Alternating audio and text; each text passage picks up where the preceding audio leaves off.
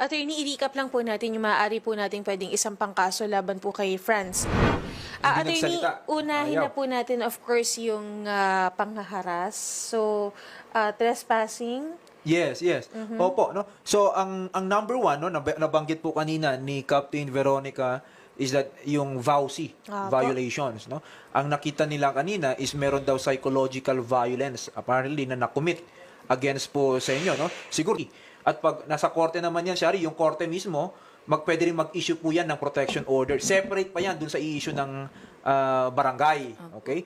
And number two, tama, no? Yung nabanggit kanina ni Shari, no? Yung pagpasok po. Kasi doon sa inyong tahanan without your permission, without your consent. Tama po ba, no? And worst of all, Shari, no, yung allegations ni Ma'am kanina na kung nangyari na ang tawag doon, ginising ka, pinersa ka,